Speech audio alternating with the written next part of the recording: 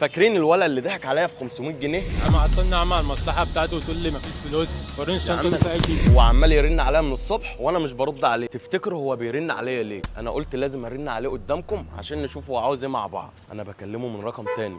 الو مين؟ ايه يا برنس؟ مين معايا؟ يعني انت مش فاكرني خالص؟ لا يابا مش فاكرك، مين انجز؟ انا اللي سرقت منه ال 500 جنيه افتكرت؟ يا اسطى انت لسه برن عليك من الصبح ما بتردش ليه؟ كنت نايم او ممكن كنت فاتح وبشوف المكالمه ومش برد عليك. طب ليه يا اسطى الشغل ده يا اسطى؟ انت عاوز ايه؟ انت بترن ليه اصلا؟ يا اسطى خلي اسلوبك حلو في الكلام. طيب يا حبيبي بترن ليه دلوقتي؟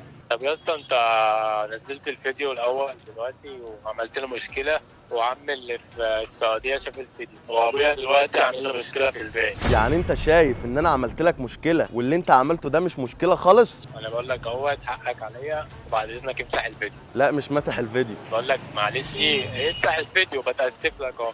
وانا مش قابل اسف. مش انت كنت بتقول اللي انت طايله اعمله؟ بقول لك ايه يابا، انا مش بعد حاجه واللي انت قادر عليه اعمله. يلا بقى سلام. يا اسطى ما انت كانت طريقتك وحشه في الكلام. انت واحد واخد مني 500 جنيه، عاوزني اكلمك باحترام يعني ولا اكلمك ازاي؟ طب يا اسطى انت فين وانا ارجع لك الفلوس بتاعتك؟ 500 جنيه بتاعتك اجيبهم. هي بالسهل كده يعني؟ يا اسطى مش انت كان همك على الفلوس وانا اجيبها لك؟ مش انت كنت بتقول ان انت ما سمعتش عني في طبق اليوم؟ معناش عنك يعني في طبق اليوم. بكره تسمع. سمعت ولا لا؟ انا قلت لك خلاص يا اسطى، اللي حصل حصل وبتاسف لك اهو يا عم. لو عايزني اجي ابوس دماغك يا عم اجي ابوسها لك يا عم. انا مش عارف اقول لك ايه بصراحه. انت تقريبا شفت الكومنتات اللي على الفيديو بتاعك. يا اسطى شفت كل حاجه، ما انا بقول لك يا اسطى شفت الفيديو وحصل لي مشكله فيه. يعني المشكله في البيت دلوقتي انا مش عارف احلها بسبب الفيديو ده. انت لازم تتعلم من غلطك. مش انت قلت لي اللي انت طايله اعمله فانا عملت؟ يا اسطى خلاص يا اسطى قلت لك حقك عليا. هو بص انا مش يا عم ارجعها لك. لا انا مش عاوز اشوفك تاني خالص. انت يابا زي الشاطر تبعت لي الفلوس على نفس الرقم اللي انا بعت لك منه، ومش عاوز منك اي حاجه. يا عم خلاص هبعتهم لك يا عم، بس 500 امسح الفيديو. 500؟ لا مش مسح الفيديو. طب ما الناس اللي عارفاني شافت الفيديو وعرفتني. طب ما عشان تعرف انت على ايه، عشان يبعدوا عنك.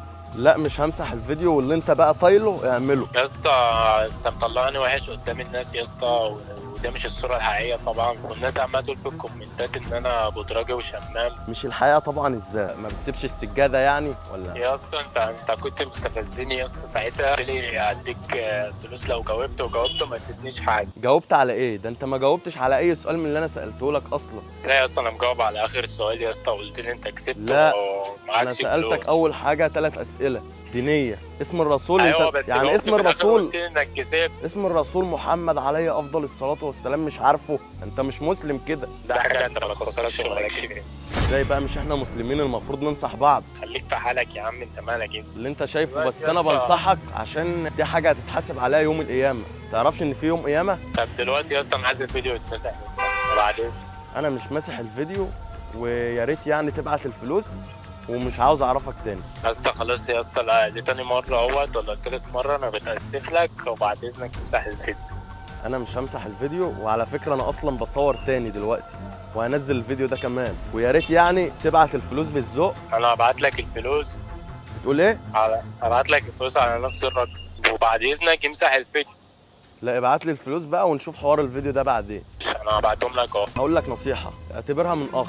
ايوه يا ريت يعني تقرب من ربنا، لان هو ده الطريق الصحيح. مفيش حد هيسمع لك غيره اصلا. الطريق اللي انت ماشي فيه ده غلط. انا بكلمك والله، بكلمك لمصلحتك يا اسطى. ماشي يا اسطى، انا قبلت النصيحه. يا ريت يا ما يكونش كلام وخلاص. لا ما تقلقش. طيب يا جماعه، هو لسه محول لي الفلوس حالا، بس هو ما يستاهلهاش طبعا. اللي يستاهلها واحد منكم. هسالكم سؤال واللي هيجاوب عليه هختار واحد من الكومنتات هيكسب معانا. والسؤال هو متى ولد الرسول عليه افضل الصلاه والسلام؟ هختار واحد عشوائي من الكومنتات هيكسب معانا، وما تنسوش تصلوا عليه.